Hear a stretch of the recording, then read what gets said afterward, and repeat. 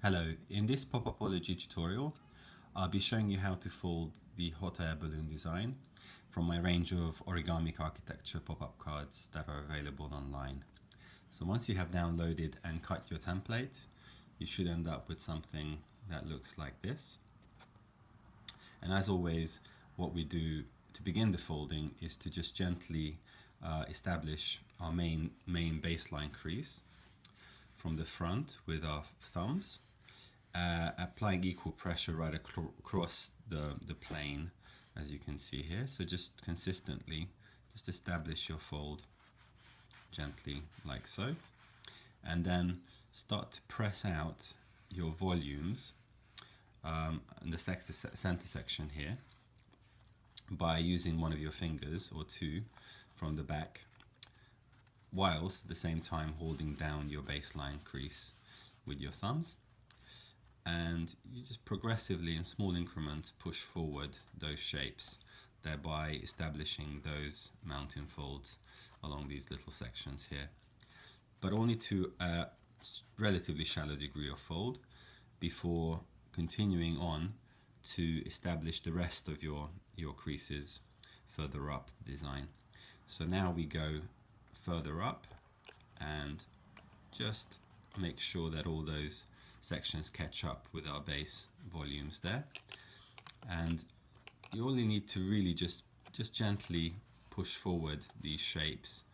But as you can see, as your finger goes along on the top, if you can see, you can kind of stroke your plane from the bottom to the top. It will just want to come forward by itself.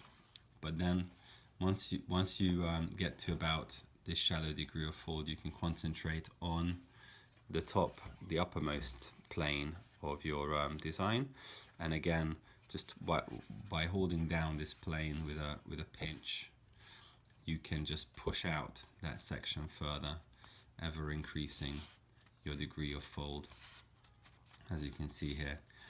And then you're ready to go back to the base again and concentrate on pressing out your base volumes further.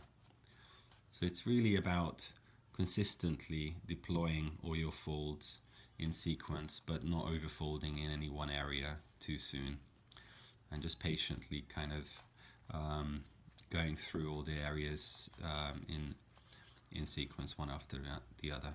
And once you get to about a 90-degree fold, you will see that the pressure starts to increase on these delicate sections.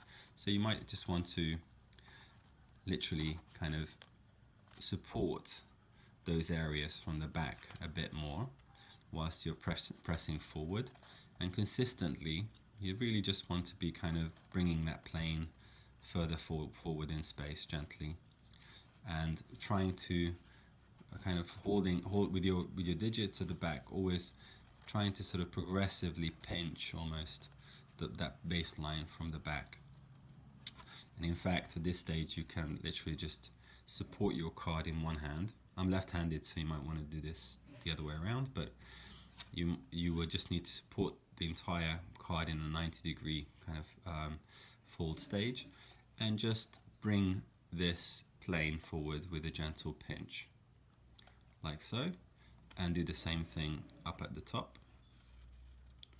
So as you can see, we're kind of consistently collapsing our piece right across our design, trying to kind of, as we go, adjust it with little pinching, kind of detailed folds from the front, but working together from both sides, as you can see here.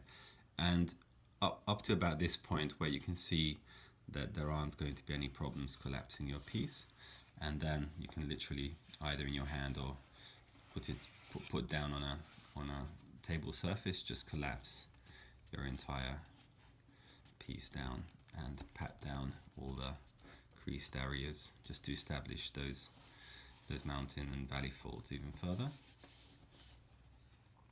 And you should end up with something that looks like this. So long as all your folding was done consistently, you shouldn't have any creases in the sort of general stress areas, and you should end up with a very crisp finish. And this is now ready for your personalization or just decoration. And if you want to, as I like to, kind of finish the card by just filling up this void or covering this void from the reverse of your card, then I recommend you use a transparency backing sheet, preferably a colored one, which gives you some really exciting visuals and light and shadow plays, as you can see here. If I hold it up to the light, you can get an idea of the kind of effects that you can achieve. But do experiment with your own colors and select whichever finish you prefer. You only need to kind of really, with tiny amounts of glue, just secure it at the corner points, and you should have a finished card ready to go. So hope you enjoy this project, and do check out all my other tutorials available online. Hope to see you again soon. Thanks for watching. Goodbye.